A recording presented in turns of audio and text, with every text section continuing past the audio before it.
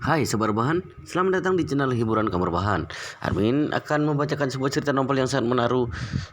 Admin akan membacakan kelanjutan sebuah cerita novel yang sangat seru, yang sangat menarik, yang sangat menghibur, yang sangat membuat kita penasaran jika tidak mengetahui cerita kelanjutannya. Sebuah cerita novel yang berjudul The Story of Yi-Chen, di mana cerita novel ini sangat layak untuk diikuti dari awal hingga akhir. Pastikan kalian sudah subscribe channel ini dan aktifkan lonceng notifikasinya agar tidak ketinggalan jika admin upload video terbaru. Jika kalian menyukai cerita seperti ini, jangan lupa like, jika berkenan share juga ke teman lainnya agar teman-teman lainnya juga mendapatkan informasi hiburan di channel ini. Baik, kita lanjutkan di part ke 326 bertepatan dengan bab ke 1544.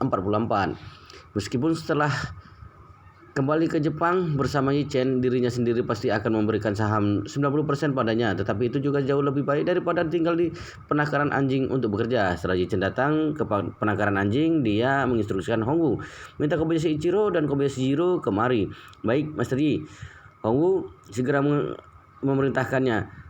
Tak lama kemudian beberapa bawahannya datang bersama Kobayashi Ichiro dan Kobayashi Jiro yang mengenakan seragam kerja.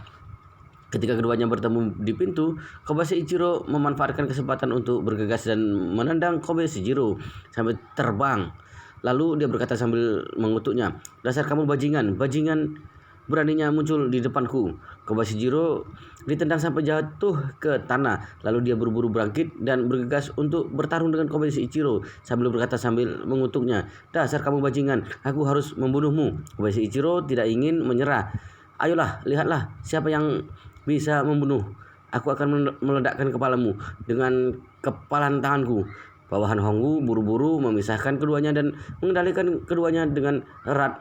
Pada saat yang bersamaan, salah satu orang dari mereka berteriak dengan marah, "Apa-apaan ini? Baik-baiklah sedikit.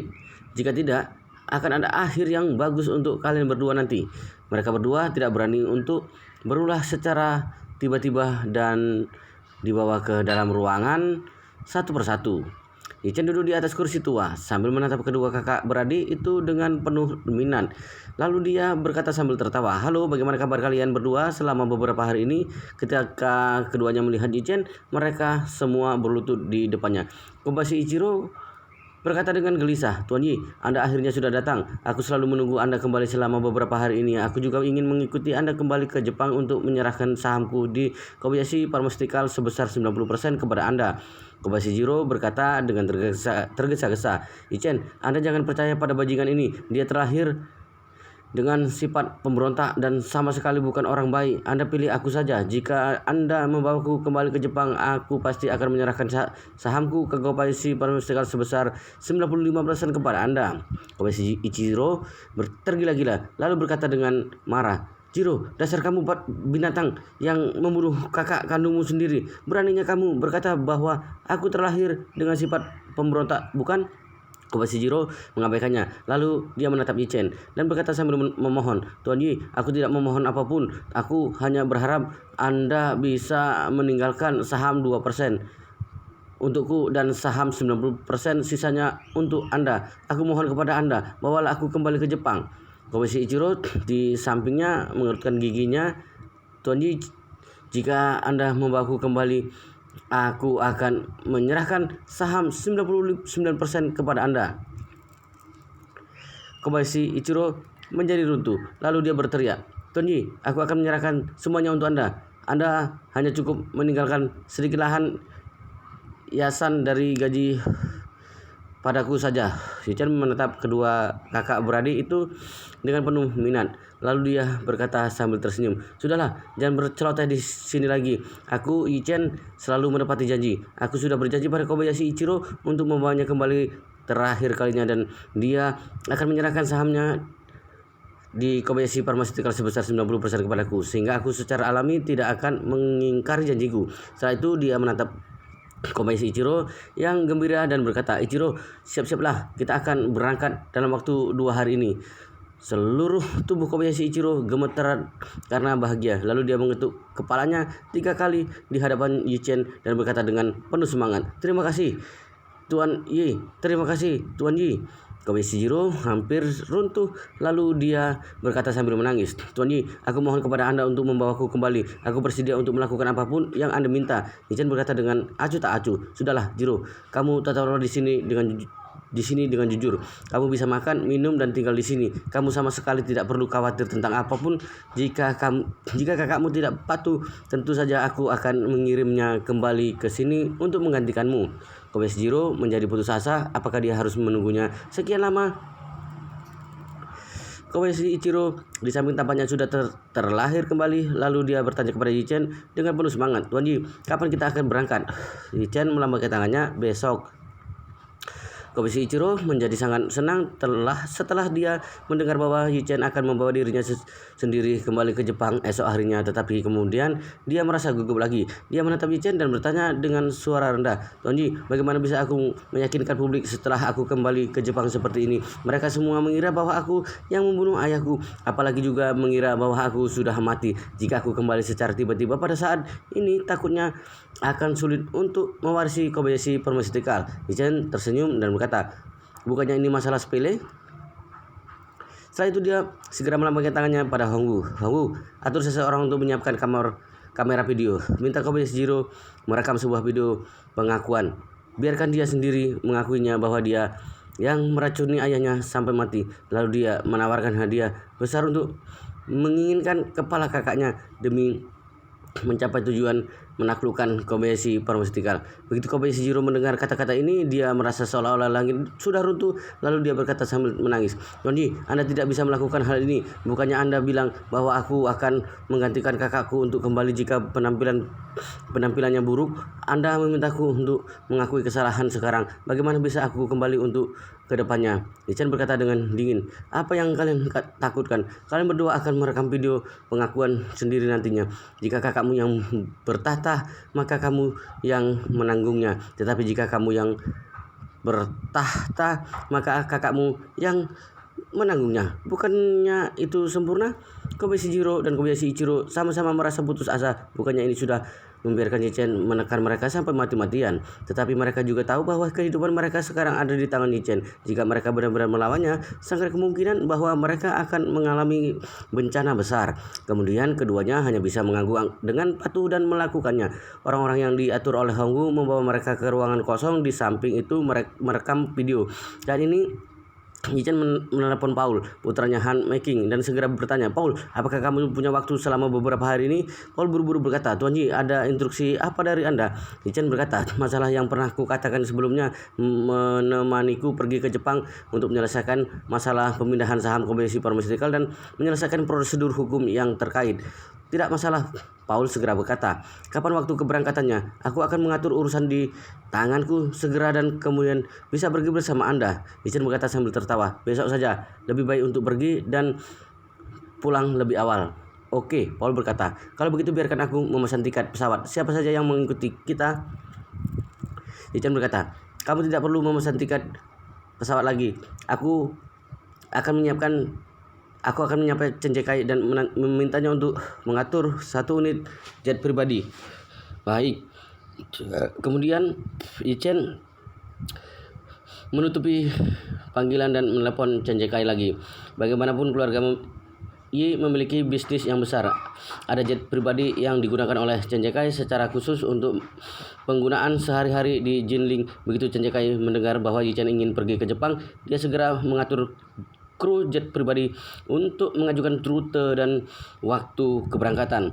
Pada saat bersamaan dia berkata kepada Yichen, "Tuan muda, kali ini Anda pergi ke Jepang tidak akrab dengan tempat sana, atau tidak? Biarkan aku menemani Anda untuk pergi bersama. Aku juga memiliki sedikit pertemanan dengan banyak perusahaan dan keluarga di Jepang. Jika Anda memiliki kebutuhan, itu juga bisa membawa keleluasaan untuk Anda." Sejak kembali dari Gunung Jangbei untuk membunuh 8 raja surgawi, Chen Jekai telah memutuskan untuk mengikuti Yichen dengan sepenuh hati dan menganggap Yichen sebagai satu-satunya majikan di dalam hatinya. Sedangkan Yichen juga bisa lihat bahwa orang ini sudah bisa sepenuhnya untuk dipercaya dan sepenuhnya berada di bawah kendalinya. Jika dia ingin mengikutinya, maka dirinya sendiri juga tidak memiliki banyak komentar. Kemudian Yuchen berkata kepadanya, begini saja, setelah kamu selesai mengatur pesawat, aturlah 2 atau 3 bawahan yang cakap untuk kemudian ikut pergi bersama kita ke sana saat itu. Sambil berkata demikian, Yuchen melirik Hongwu dan bertanya padanya, Hongwu, apakah kamu ada urusan selama beberapa hari ini? Jika tidak, ikutlah aku pergi ke Jepang. Hongwu segera mengangguk dan berkata, tidak masalah, Mas Ri. Hongwu akan mendengar instruksi Anda. Yuchen mengangguk puas, lalu dia berkata kepada Chen Jekai, Chen, Hongwu ikut pergi bersama kita. Juga ada Paul dari firma hukum Smith dan Kobayashi Ichiro dari keluarga Kobayashi. Mintalah kru jet sana untuk melakukan persiapan. Baik Tuan Muda, aku akan mengaturnya segera. Saat ini Kobayashi Ichiro dan Kobayashi Jiro juga sudah selesai merekam video pengakuan mereka sendiri. Selanjutnya keduanya dibawa kembali oleh bawahan Hongwu.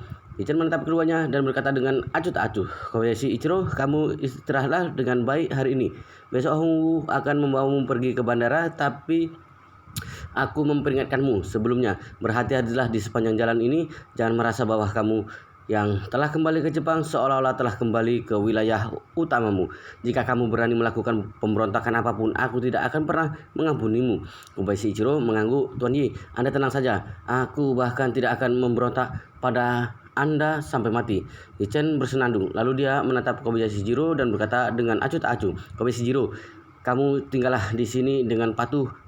Bawahan Hongwu akan membiarkanmu makan dan minum yang enak. Selain bekerja, kamu bisa berdoa dengan baik di waktu yang tersisa. Berdoalah agar terjadi sesuatu hal pada kakakmu ataupun kakakmu yang mencari masalah apapun, sehingga kamu memiliki kesempatan untuk kembali ke Jepang.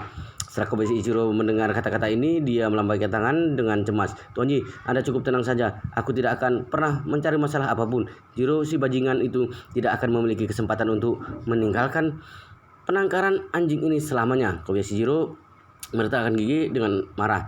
Tetapi sekarang Kobayashi Ichiro menjadi pilihan pertama Yuchen dan dirinya sendiri hanya bisa menjadi ban serep dengan jujur. Apa itu ban serep? Jika tidak ada masalah, tidak ada kebocoran, dan tidak ada ledakan pada ban yang digunakan, ban serep tidak akan pernah memiliki kesempatan untuk maju. Ketika memikirkan hal ini, rasa benci di hatinya terhadap kakaknya menjadi semakin mendalam. Jika bukan karena ada begitu banyak orang di sini, dia ingin bergegas mencekik kakaknya ini sampai mati dengan tangannya sekarang. Ketika melihat kedua kakak beradik ini saling iri dan bermusuhan satu sama lain, Yuchen merasa sangat puas. Dia menginginkan efek yang seperti ini, yang membiarkan mereka untuk saling menghalangi dan menyeimbangkan satu sama lain. Dengan cara ini, tidak ada satupun dari mereka yang berani mencari masalah dengan dirinya sendiri. Mereka hanya bisa diatur oleh dirinya sendiri dengan patuh dan menjadi bonekanya. Ketika memikirkan hal ini, Yuchen berdiri dan berkata kepada Hongwu, Hongwu, mulai besok perketat keamanan penangkaran anjing. Kalian harus menjaga Kobayashi Jiro dengan baik. Tidak diizinkan untuk terjadi kesalahan apapun. Hongwu segera mengangguk dan berkata, Mas Ri, Anda tenang saja. Aku awalnya memiliki lebih dari 20 penjaga di sini, serta puluhan anjing ras yang paling ganas. Satu gigitan untuk satu anjing juga sudah cukup untuk menggigit tubuh Kobayashi Jiro itu sampai habis. Aku akan mengatur 10 orang bawahan untuk kemari besok harinya dan mengepung tempat ini menjadi ember besi. Pastinya tidak akan pernah terjadi kesalahan apapun. Yuchen berkata sambil tertawa, bagus, gayamu dalam melakukan sesuatu hal menjadi semakin sama denganku. Tetapi kamu juga harus memperhatikannya. Jika dia tidak patuh dan kamu benar-benar melepaskan anjingmu untuk menggigitnya, jangan biarkan anjing itu menggigitnya sampai mati. Lebih baik untuk membuatnya tetap hidup. Hongwu menatap Kobayashi Jiro dan tersenyum manis. Jika anak itu berani melarikan diri keluar, aku akan membiarkan anjing Tibetku mastatipku untuk menggigit sesuatunya itu terlebih dahulu. Kobayashi Pharmaceutical memiliki beberapa basis produksi di Jepang. Kantornya dipusat di Tokyo. Selain di Tokyo, ini produksi Kobayashi Pharmaceutical juga ada beberapa di kota seperti Yokohama, Osaka, dan Nagoya. Selain itu, beberapa waktu yang lalu Kobayashi Pharmaceutical juga menginvestasikan sejumlah besar dana untuk mendirikan basis produksi biofarmasi terbesar di Asia di Osaka. Kali ini Yichen pergi ke Jepang selain menyelesaikan perjanjian pemindahan dan perubahan saham dengan Kobayashi Pharmaceutical. Dia juga membawa Wei Liang dari farmasi grup W untuk melakukan survei di beberapa basis produksi ini. Wei Liang sekarang adalah manajer umum di farmasi Jiuquan dan juga penanggung jawab farmasi Jiuquan. Setelah Yichen mengambil alih Kobayashi Pharmaceutical, dia masih akan bertanggung jawab atas seluruh lini produksi Kobayashi Pharmaceutical untuk saat ini. Kedepannya jika waktunya sudah tepat, dia bisa meminta Tang Xihai untuk mengambil alih Kobayashi Pharmaceutical lalu membiarkan Wei Liang mengalihkan fokusnya pada dalam negeri dan terus memperluas skala farmasi Jiuquan di dalam negeri. Oleh karena itu, Yichen dan Chen Zekai telah membuat sebuah rencana perjalanan. Mereka sekelompok akan terbang dari Jinling ke Tokyo. Esok paginya Chen Zekai akan menghubungi bawahannya di Tokyo untuk melakukan penyambutan yang baik di sana. Saat itu akan ada sebuah tim mobil yang mengatur untuk menemaninya di sepanjang perjalanan. Setelah menyelesaikan urusan di Tokyo, mobil akan berkendara dari Tokyo ke sisi barat menuju Yokohama. Yokohama berada di sekitar Tokyo dan tidak terlalu jauh, apalagi jarak kendara dengan mobil juga tidak kurang dari 100 km. Kemudian mobil berkendara dari Yokohama ke Nagoya dan pada akhirnya menuju Osaka. Setelah selesai survei di Osaka, mereka sudah bisa langsung terbang kembali ke Jinling dari Osaka. Alasan harus berkeliling beberapa kota ini terutama karena Jepang memiliki luas tanah yang relatif kecil, bahkan beberapa kota ini juga tidak berjauhan. Dari Tokyo sampai ke Osaka jaraknya hanya lebih dari 500 km dan pesawat juga bisa mendarat dalam waktu kurang dari 1 jam. Lagi pula masih harus pergi ke Yokohama dan Nagoya, di antaranya yang jauh lebih tidak nyaman untuk menaiki pesawat daripada mengendari mobil. Yichen mempelajari peta Jepang dan menemukan sebuah detail kecil, yaitu jalan tol dari Nagoya ke Osaka di Jepang kebetulan melewati Kyoto, sedangkan Ito Nanako yang terluka parah sedang beristirahat di Kyoto. Ada sebuah pemikiran yang muncul di benak Yichen, yaitu dirinya sendiri harus pergi ke Kyoto untuk menemuinya. Di atas meja makan, saat makan malam, Yichen memberitahu keluarganya secara langsung bahwa dirinya sendiri akan pergi ke Jepang esok harinya. Ketika mendengar bahwa Yichen akan pergi ke esok harinya, si Juran berkata dengan sedikit cemas, "Hari ini baru saja kembali dari dan besok sudah pergi. Kamu masih belum tinggal selama 24 jam. Iya, Shochankun juga tidak tahan untuk bergumam. Menantuku yang baik, menghasilkan uang memang penting, tetapi kesehatanmu lebih penting. Jika kamu terus bekerja bolak-balik seperti ini, tubuhmu tidak akan sanggup." Manlan di samping malah berkata dengan sedikit bersemangat, "Aduh, apa yang kamu tahu? Kamu tidak pernah berhasil sejak menikah dan sama sekali tidak termotivasi. Oleh karena itu, keluarga kita selalu dipandang rendah oleh nyonya besar. Apalagi juga selalu tidak pernah memiliki kehidupan yang baik." Setelah itu, dia menatap Yichen dengan ekspresi menyanjung dan berkata sambil memuji, "Lihatlah Yichen kita, betapa ambisiusnya dia. Tidak tahu dia jauh berapa kali lebih kuat darimu." Shochankun menengus, "Apakah kamu sudah berubah sekarang? Bukannya kamu pernah bilang bahwa Yichen adalah sampah sebelumnya? Bukannya kamu yang meminta putri kita untuk bercerai dengan Yichen?" Ekspresi wajah di Manlan sedikit tidak wajar. Lalu dia berkata dengan cemas, "Shochankun, kamu jangan memprovokasi perselisihan di sini. Aku memang salah sebelumnya, tetapi aku bisa memperbaiki kesalahanku." Setelah itu, Manlan buru-buru berkata kepada Yichen sambil tersenyum, "Menantuku yang baik, berapa hari kamu akan pergi ke Jepang kali ini?" Yichen berkata, "Paling cepat 3-5 hari, paling lambat 1 minggu." Wow, luar biasa sekali guys, ceritanya sangat menarik, sangat seru, sangat menghibur, sangat membuat kita penasaran jika tidak mengetahui cerita kelanjutannya. Tetapi sepertinya di video ini sampai di sini dulu. Kita akan lanjutkan di part berikutnya di video selanjutnya. Pastikan kalian sudah subscribe channel ini dan aktifkan lonceng notifikasinya agar tidak ketinggalan jika admin upload video terbaru. Jika kalian menyukai cerita seperti ini, jangan lupa like, jika berkenan share juga ke teman lainnya agar teman-teman lainnya juga mendapatkan informasi dan hiburan di channel ini. Oke, kita lanjutkan di part berikutnya di video selanjutnya.